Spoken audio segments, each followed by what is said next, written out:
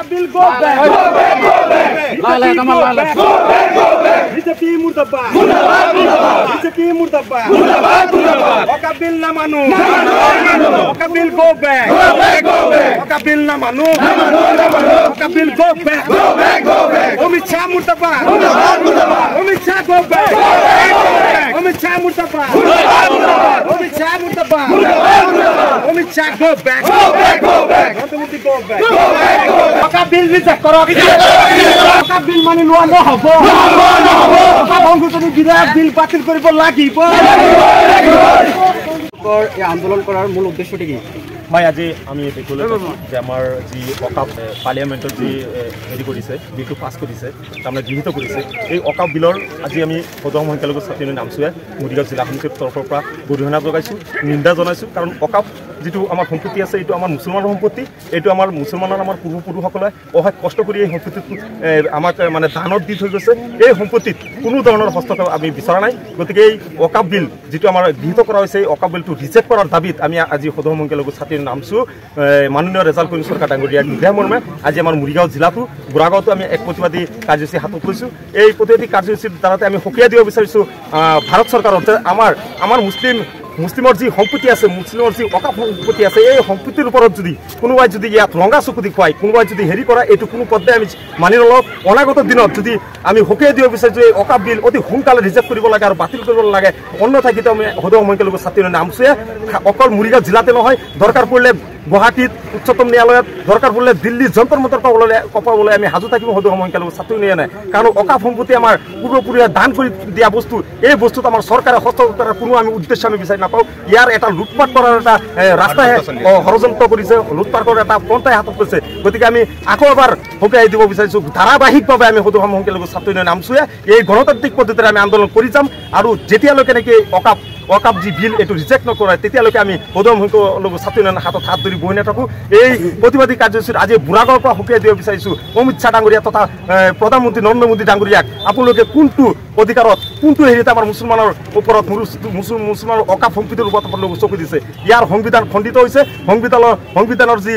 কাম আছে সংবিধানৰ যি উলংঘন কৰি আমাৰ এই অকাপ বিলটো ইয়াত গৃহীত কৰা হৈছে আমি সদৌ সংখ্যালঘু ছাত্ৰী নামচুৱে মৰিগাঁও জিলা সমিতিয়ে কেতিয়াও মানি নলওঁ আমচু জিন্দাবাদ অকাপ সংশোধনী বিধেয়কখনে কেনেধৰণৰ প্ৰভাৱ পেলাব বুলি আপুনি ভাবে? বৰ্তমান চৰকাৰখনে আমি যি অল্পসংখ্যক সম্প্ৰদায় আছোঁ এই সম্প্ৰদায়ৰ ওপৰত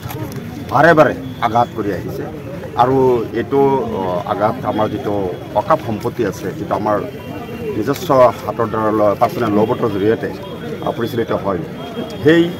স্বাধীনতাৰ পিছৰ পৰা আজিৰ দিনত আকৌ বিজেপিয়ে এই অল্পসংখ্যক সম্প্ৰদায়ৰ ওপৰত আৰু এটা কুঠাৰঘাত মাৰিছে কিন্তু এই কথাটো বৰ্তমান চৰকাৰখনে উপলব্ধি কৰা উচিত যে এটা বস্তুত বাৰে বাৰে যদি কুঠাৰঘাত কৰা হয় সেই কুঠাৰঘাত কৰা বস্তুটো বহুত ষ্ট্ৰংলি গা কৰি উঠিব পাৰে সেই বস্তুটো কেতিয়াও এই চৰকাৰখনে উপলব্ধি কৰিব পৰা নাই এই অকাপ সম্পত্তিটো আমাৰ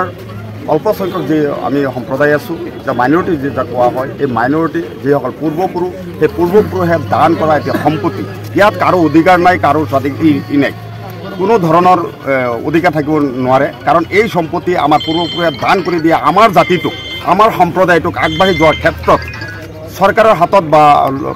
অকাপ সম্পত্তি হিচাপে দি পেলাই এই সম্প্ৰদায়টোক আগুৱাই লৈ যোৱাৰ কাৰণে চেষ্টাৰ কাৰণে এই সম্পত্তিখিনি অকাপত দিছিলে কিন্তু এই অকাপ সম্পত্তিটো বিজেপিয়ে আমাক বাৰে বাৰে কুটাৰঘাত কৰি আঘাত কৰি হানি লাষ্টত গৈ পেলাই এই অকাপ সম্পত্তিটোৰ ওপৰত এখেতসকলে নিৰ্ণায়ক ভূমিকা পালন কৰিছে এটা কথা বিজেপি গভৰ্ণমেণ্টে জানে যে এটা জাতিক যদি আপোনালোকে এই পৃথিৱীৰ পৰা ধ্বংস কৰিব বিচাৰে বা কঁকাল ভাঙিব বিচাৰে তেতিয়াহ'লে লেণ্ডলেছ কৰিব লাগিব প্ৰথমতে লেণ্ডলেছ কৰিব লাগিব তাৰপিছত শিক্ষাৰ পৰা বঞ্চিত কৰিব লাগিব তাৰপিছত অশান্তি বিৰাজ কৰি ৰাখিব লাগিব তেতিয়া সেই জাতিটোক লাহে লাহে পিছুৱাই যাব আৰু এটা দিনত একেতে কেতিয়াও ষ্ট্ৰংলি দেশত প্ৰতিনিধিত্ব কৰিব নোৱাৰিব বা থিয় হ'ব নোৱাৰিব কিন্তু এই কথাটো চৰকাৰে জনা উচিত যেনেকৈ সোণ পুৰাৰ পিছতে ইয়াৰ উজ্জ্বলতা বাঢ়ে মই এই কথাটো ক'ব বিচাৰিছোঁ সোণ পৰিলে উজ্জ্বলতা বাঢ়ে এটা জাতিক যদি আপুনি বাৰে বাৰে আঘাত কৰি থাকে তেতিয়াহ'লে ইয়াৰ পৰিণাম কিন্তু বিজেপি চৰকাৰে কিন্তু 100% ভুগিব লাগিব আজিৰ দিনত ভাৰতবৰ্ষৰ ভিতৰত যিখন লয়াৰ আছে চব একত্ৰিত হৈছে আজি আমাৰ যে পাৰ্চনেল ল' বোৰ্ড আছে গোটেইখিনি মানুহ একেলগে আছে আমি পাৰ্চনেল ল' বোৰ্ডক ইণ্ডিয়াক আমি আহ্বান জনাইছোঁ আপোনালোকে ইত্যংদি পদক্ষেপ গ্ৰহণ কৰক আপোনালোকৰ কাষত আৰু লগত আমি সদায় আছোঁ কাৰণ এই চৰকাৰক একোনে নিদিলে কেতিয়াও ইয়াৰ মানে ঠিক নহ'ব আজি আমাৰ যি সম্পত্তি আমাৰ যি অধিকাৰ আমাৰ যি স্বাধিকাৰ আমাৰ সেইবিলাক বস্তুত বাৰে বাৰে আঘাত কৰি বিভাজনমুখী ৰাজনীতি কৰিবৰ কাৰণে চৰকাৰে চেষ্টা কৰিছে কিন্তু এটা দেশ তেতিয়াই ডেভেলপ হ'ব প্ৰতিটো জাতি আৰু জনগোষ্ঠী এটা চৰকাৰে সমান চকুৰে চাব লাগিব প্ৰতিটো জাতি আৰু জনগোষ্ঠীয়ে সমানভাৱে আগুৱাই লৈ যাব লাগিব তেতিয়াহে ভাৰতবৰ্ষখন এক শক্তিশালী ৰাষ্ট্ৰ হিচাপে পৰিগণিত হ'ব এই কথা পাহৰি গ'লে নহ'ব এটা জাতিক আপুনি বাৰে বাৰে ভৰিৰে মোহাৰিব আৰু আপুনি ক'ব ভাৰতবৰ্ষ ডিজিটেল ভাৰতবৰ্ষ বনাম ভাৰতবৰ্ষ পৃথিৱীৰ ভিতৰত বিশ্বগুৰু বনাই দিম তেতিয়াও ই সম্ভৱ নহয় আমি ভাৰতবৰ্ষৰ ৰাইজক আমি আহ্বান জনাইছোঁ অসমৰ ৰাইজক আমি আহ্বান জনাইছোঁ ভালক সদায় আমি ভাল বুলি কৈছোঁ বেয়াক সদায় আমি প্ৰতিবাদ কৰিছোঁ আৰু এই প্ৰতিবাদ আমাৰ সম্পত্তি আমাৰ অধিকাৰ থাকিবই লাগিব আমাৰ সম্পত্তিৰ অধিকাৰ আমাৰ লাগিবই আৰু এই সম্পত্তি অধিকাৰ যেতিয়ালৈকে পোৱা নহ'ব তেতিয়ালৈকে এই আন্দোলন কিন্তু ভাৰতবৰ্ষত অব্যাহত থাকিব বৰ্তমান যি মোদী চৰকাৰ যিমান শক্তিশালী নাথাকক এই আন্দোলন কেতিয়াও দমন কৰিব নোৱাৰে চৰকাৰে কিন্তু মনত ৰখা উচিত সেইকাৰণে কৈছোঁ আমি যি আন্দোলন নকৰোঁ গণতান্ত্ৰিকভাৱে আমি আন্দোলন কৰিম আপোনালোকে জানে মহাত্মা গান্ধীয়ে ভাৰত